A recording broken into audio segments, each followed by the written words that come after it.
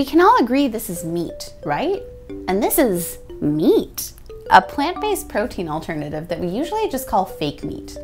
But a recent court case filed in Missouri could determine that the term fake meat isn't descriptive enough for products like veggie burgers. The state and the meat industry claim that the current packaging and placement for tofu dogs, Chik'n patties, and veggie burgers mislead customers. To atone for these sins going forward, says a new law, the makers of fake meat who don't specify clearly enough that there's nothing from an animal in their product should go to jail for a year. Plant protein proponents claim this is just industry protectionism. That's the thrust of their suit against this new law, which cites the First Amendment. They don't think anyone is being misled or harmed by their products. I don't think anybody owns the idea of meat. It's a pretty un-American way of thinking to say that you need to shelter competitors from products that want to compete against you. But the meat industry isn't worried about competition, it's worried about being eliminated. Some of the leaders in the protein alternative space have explicitly come out and stated that they intend to replace animal agriculture. I'm not sure I see a space for us to, work together on these products. So how did we get to the point where fake meat and meat ended up in court together? The modern history of meat substitutes started pretty inoffensively. In the 80s, a pile of rice, mushrooms, and onions smashed into a disc was charmingly dubbed the garden burger. Yum! Garden burger, the burger with no meat. Edna squeals with delight.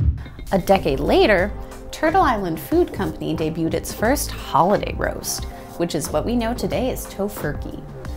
And there have been all kinds of competitors and imitators over the decades.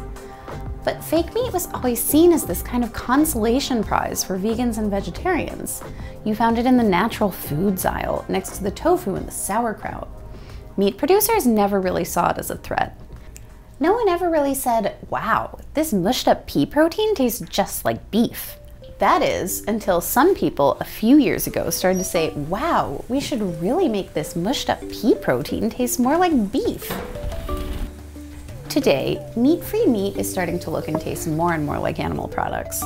Tofu roast has started to look more and more like bratwurst. Soy riso is a thing. You can even buy vegan bacon. The key ingredient that gives the Impossible Burger its beefy taste is heme, a molecule found in blood. The secret ingredient in the conflict between meat and fake meat isn't heme or any other chemical. It's money. Meat alternatives recently have been way more appetizing to investors. Rates of vegetarianism and veganism have held pretty much steady since 1999. Today, omnivores are just eating more plant-based meat alternatives.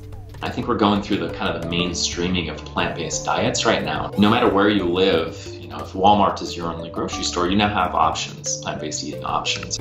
And since the same people who are eating beef burgers are starting to also eat their pea mush counterparts, the meat lobby is starting to feel its dominance in the protein market is fleeting. We are now seeing some of these plant-based protein alternatives misrepresent themselves into the meat case. And so we find ourselves in the middle of a war on plant-based alternatives, which are becoming increasingly popular. In February, the U.S. Cattlemen's Association filed a petition to the USDA to try to stop fake meat vendors from selling their products as meat. The fight even extends to other aisles of the grocery store. In 2017, Democratic Senator Tammy Baldwin introduced the Dairy Pride Bill to protect dairy producers against plant-based competition. Now, there's an ongoing debate at the FDA over whether almond milk can rightfully call itself milk. Even the vegan product Just Mayo has come under FDA fire because it doesn't meet their definition of mayonnaise. Meat has always been controversial. The fact that fake meat now has all its own drama is just a sign that it's getting even closer to the real deal.